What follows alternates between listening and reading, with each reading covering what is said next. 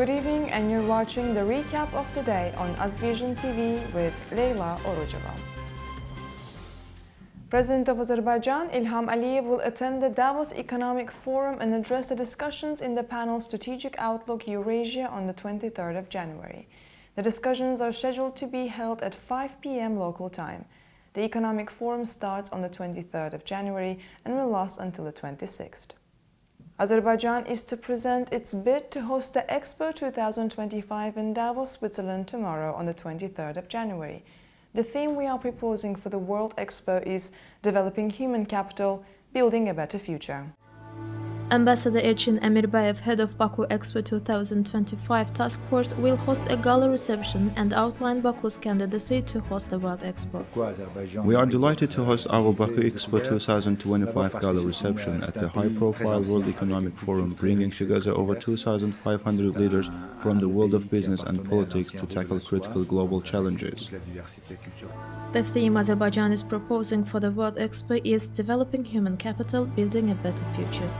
It covers 3 sub-themes which focus on the future of education, health and employment.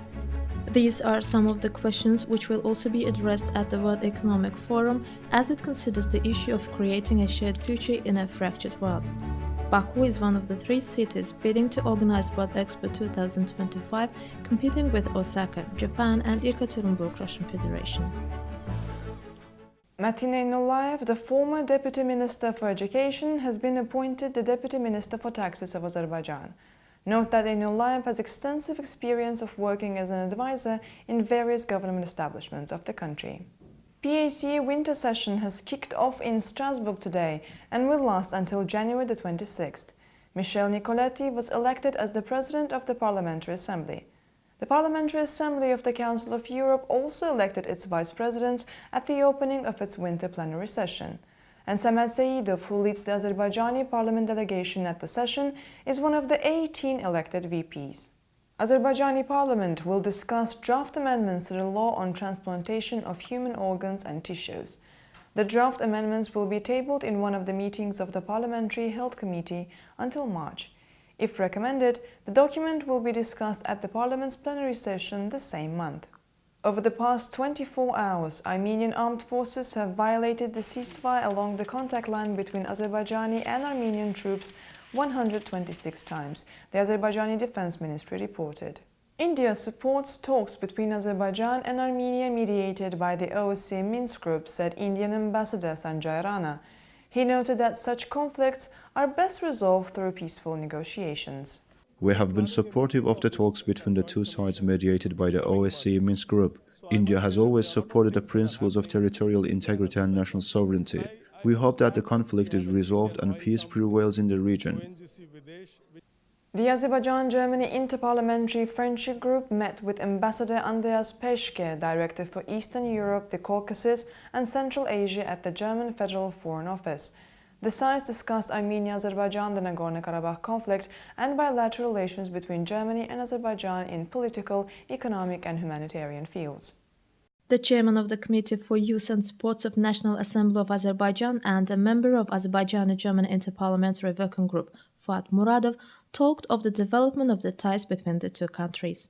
The high-level meetings prove Germany-Azerbaijani relations have made progress in different directions. Our countries cooperate in the field of economy, culture, human rights and democracy. The German government and people support Azerbaijan's stance in regard to the Nagorno-Karabakh conflict. Germany's Special Representative to Eastern Europe, South Caucasus and Central Asia, Andreas Peschke, stated that bilateral relations between the 2 countries improved dynamically. He expressed his confidence that this visit would contribute to further development of the relations.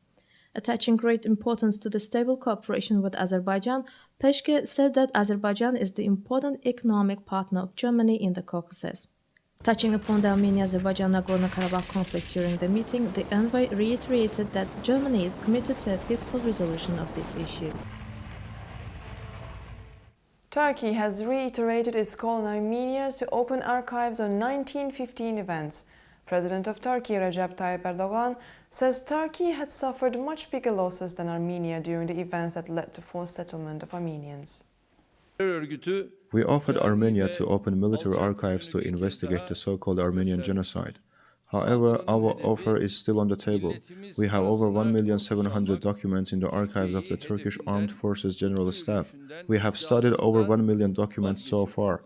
We are ready to open the archives to study those events. Azerbaijan has ranked third among the developing countries in the annual Inclusive Development Index 2018 of the World Economic Forum. Designed as an alternative to GDP, Inclusive Development Index more accurately reflects the criteria which guides people to assess the economic progress of their countries. In the current report, Azerbaijan received 4.69 points out of 7 possible. Lithuania and Hungary are leading in the index among the developing countries.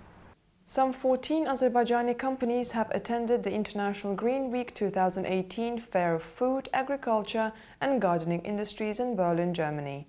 Azerbaijan is represented by a delegation led by Deputy Minister of Agriculture, Seyfettin Talibov. Azerbaijan's stand features agricultural and food products manufactured in the country.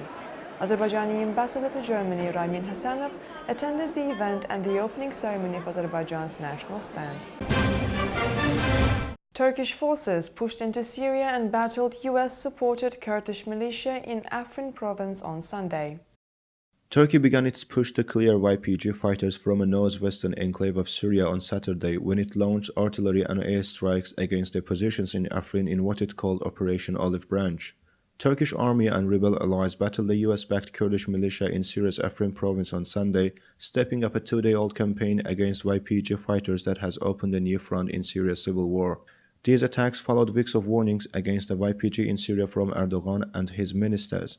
Prior to the attacks, Turkey advised the United States before taking any action, as the USA announced a planned training of 30,000 personnel in parts of northeast Syria. Turkey, which is backing the Free Syrian Army rebel factions in northern Syria, wants to create a 30-kilometer safe zone in the region.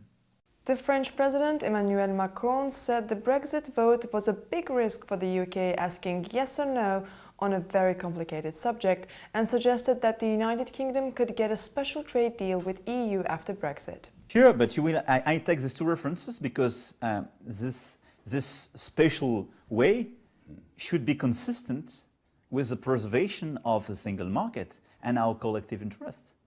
And you should understand that you cannot, by definition, have the full access to the single market if you don't tick the box. The US government shutdown has entered its third day as senators failed once again to reach an elusive immigration deal. American political leaders could not manage to reach agreement on ending the US government shutdown on Sunday night, postponing a planned vote until midday on Monday. Although the Democratic and Republican moderates met on Sunday to discuss the issue, they could not settle.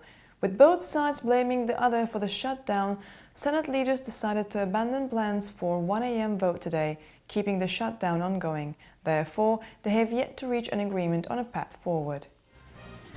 And that was all for today. Don't forget to come back tomorrow for more. Have a wonderful evening.